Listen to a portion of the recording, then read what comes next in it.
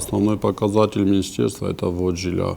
По вводу жилья министерство свои обязательства за последние 5 лет выполняет. У нас динамика положительная, каждый год у нас увеличение относительно к предыдущему году. Следующий вопрос – это участие в федеральных целевых программах.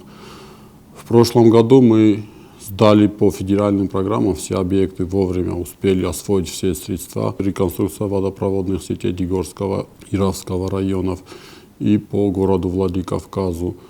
У нас выполнение по программе жилища обеспечения жильем категории граждан. Это вынужденные переселенцы, инвалиды и семьи имеющих детей-инвалидов.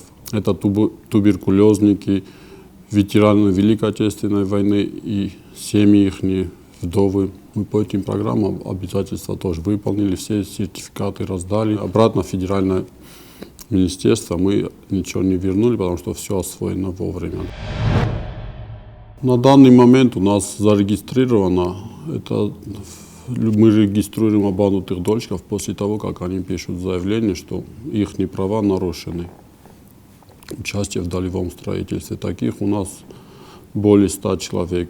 Но на самом деле их 600 и более. Да, пока у людей надежда есть, что застройщики свои обязательства выполнят, мы в этом им тоже помогаем. Проблема серьезная, мы людей понимаем, они к нам все обращаются с просьбой помочь, и мы то, что в наших силах, помогаем. У нас в планах есть на 2017 год пару объектов достроить. Да. Пока я их озвучивать не буду, но мы их начнем. По программе по молодым семьям это 2 площадки, это молодежная программа по Гизели и по улице Владикавказской. Мы уже об этом говорили, 1 дом по Владикавказской ввели, там еще 2 9-этажных одноподъездных дома остается, надо ввести. Но ситуация там тяжелая, потому что уровень, надо достроить 7 этажей, всего 2 этажа построено.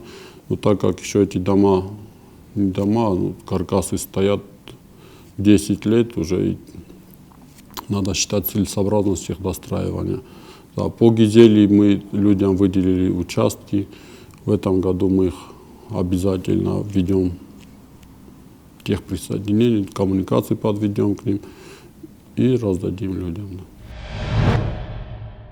На момент нашего прихода самое тяжелое было это не освоение федеральных средств, потому что в бюджете денег не хватало, дефицит бюджета был. И не потому, что деньги куда-то уходили. Деньги уходили на зарплаты людям. Действующая власть в лице Вячеслава Зелимхановича сказала, что мы больше деньги Минстроя не трогаем, все деньги уходят по направлению. И с его помощью мы освоили все программы. Да. Я считаю, что министерство у нас прозрачное, открытое, доступное. Да, мы практически никому не отказываем в приеме, но в основном все обращения это люди просят помощи и финансовой помощи. У нас нет этих рычагов в министерстве, потому что мы не благотворительная организация, да, мы Министерство строительства. Но по мере возможности мы всем стараемся помочь. Еще у нас постоянное дежурство в общественной приемной Медведева, Единой России. Люди туда приходят, к нам приходят. Стараемся помочь, и я думаю, результаты есть. А в плане открытости мы открытое министерство и доступны. По программе «Жилье для российской семьи» бюджетом республики заложено на 2017 год 20 миллионов рублей. Именно на эти 10%. Там программа работает так.